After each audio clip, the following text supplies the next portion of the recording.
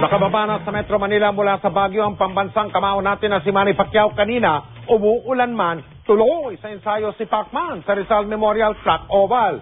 Ang pinagtutuntuan na o pinagtutuunan niya ngayon ang pansin ay ang bilis ng kanyang mga galaw. Makitama po muna tayo kay Sports Saksi, Chino Trinidad. Kaunting pahinga lang mula sa kanilang 4 na oras biyahe mula sa Baguio. Nagpakita sa Rizal Memorial Track Oval si Manny Pacquiao kahit na nagbabadya ang masamang panahon. Dahil naniniwala siyang ito ang kanyang tunay na sandata laban sa Tijuana Tornado, speed ang naging focus ng ensayo kaninang umaga ng boksingerong minsan ang tinawag na Pacific Storm. Ang dalawang mas batang mga boksingero na sina Rodolfo Sumabong at Richie Mefranum nahihirapang sumabay sa malalakas na paa at baga ng WBO welterweight champion.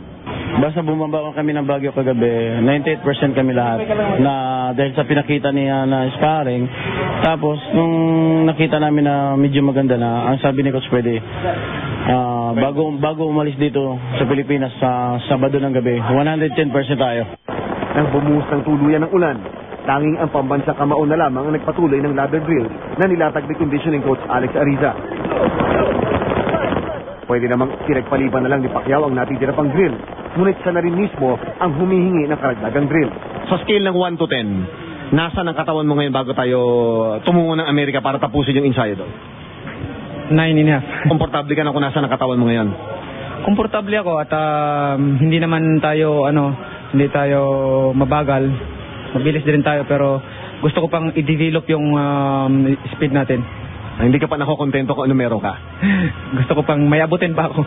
Maihahalin tulad daw ang pinagdaraanan ni Pacquiao sa pinagdaraanan ng pangkaraniwang mga atleta na may araw na ayaw sumunod ng katawan sa gusto ng isipan.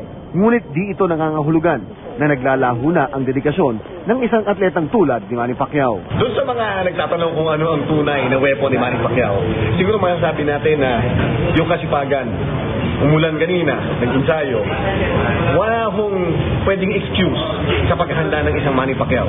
At yan ang reason kung bakit nabuo ang tunay na alamat ng ating pambansang kamao. Hindi matatawaran ang kasipagan at ang kanyang dedikasyon sa kanyang napiling karera ng boxing.